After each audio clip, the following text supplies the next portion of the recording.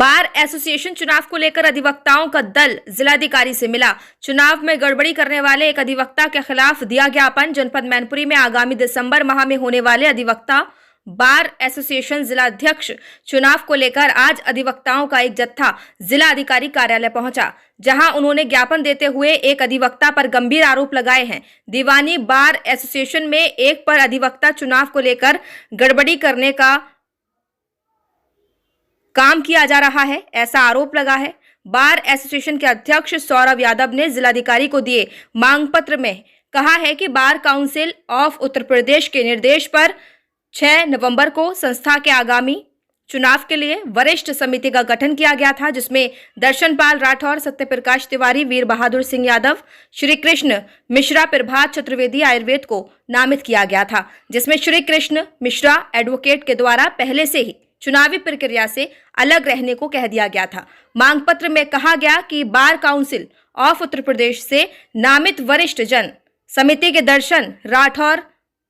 Advocate, Satyaprakash Tiwari advocate, वीर बहादुर सिंह ने प्रभात चतुर्वेदी के सहयोग करने पर संस्था के वरिष्ठतम अधिवक्ता रविंद्र शुक्ला, अनिल चौहान को वरिष्ठ जन समिति में शामिल करके 1 दिसंबर को चुनाव कार्यक्रम घोषित कर दिया था, जिसके अनुसार 11 दिसंबर को नामांकन, 12 दिसंबर को नामांकन पत्र वापसी, 13 दिसंबर को नामांकन पत्रों की जांच, वहीं 20 दिसंबर को संस्था का मतदान कराए जाने का प्रावधान किया गया। सर, आज जिलाधिकारी कार्यालय पे ज्ञापन देने आए, क्या पूरा मामला है सर? मैनपुरी दीवानी की जो बार एसोसिएशन है, Mainpuri bar association civil court Mainpuri की संस्था का चुनाव प्रत्येक वर्ष दिसंबर माह में होता है जी। इसमें विगत वर्ष में एक अधिवक्ता की शक्ल में एक ऐसे अधिवक्ता जो लगातार संस्था को विवादित कराने का कार्य करते हैं, नाम है प्रभात चतुर्वेदी जी। विगत वर्ष भी उन्होंने एक फर्जी मनोनयन करा के अधिवक्ता आनंद और सुजीत शर्मा को मनोनीत कर दिया था और तथ्यों को छुपाते हुए बार काउंसिल ऑफ इंडिया से उनको अध्यक्ष और सचिव की भूमिका में पूरी साल बनाए रहे। हम लोगों ने जब अपने निर्वाचन 22/12/22 को बार काउंसिल ऑफ इंडिया के सामने प्रस्तुत किया तो बार काउंसिल ऑफ इंडिया ने हम लोगों के निर्वाचन को वैध पाते हुए 20/12/22 को सभी ऑर्डर्स विड्रॉल कर लिए और हम लोगों को निर्विवादित रूप से अध्यक्ष और सेक्रेटरी निर्वाचित होने का प्रमाण पत्र दिया। बावजूद उसके प्रभात चतुर्वेदी ने अपनी महत्वाकांक्षाओं को आगे करते हुए इंडिविजुअली अकेले व्यक्ति ने एक फर्जी चुनाव फिर से घोषित कर दिया है और प्रशासनिक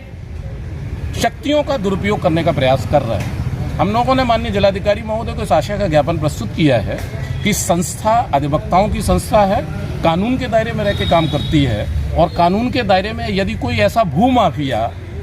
जो मैनपुरी की जमीनों को बेचकर अपने को लाभान्वित करने का प्रयास कर रहा है और संस्था को दुरुपयोग करने का प्रयास कर रहा है, तो ऐसे व्यक्ति के खिलाफ कुचक्र उसका सफल ना होने पावे, कानून के दायरे में काम हो, प्रशासन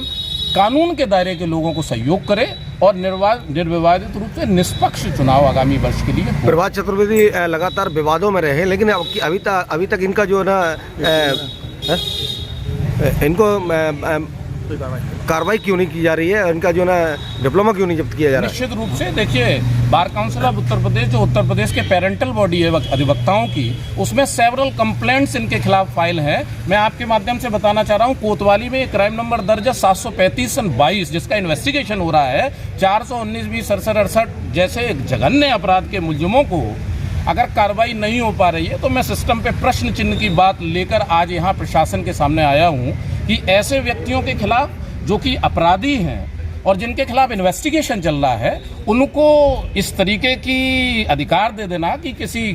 लॉ ग्रेजुएट्स की संस्थाओं को विवादित करे, तो निश्चित रूप से उनकी तरफ कार्रवाई होनी चाहिए। और आपके माध्यम से ओपनली कहना चाहता हूं कि यदि कोई अधिवक्ता कानून का चोला पहन के यदि कानून का दुरुपयोग करना चाहता है तो निश्चित रूप से उसके खिलाफ कार्रवाई होनी चाहिए। हम लोग ऐसा मानते हैं। तो क्या कहीं जो है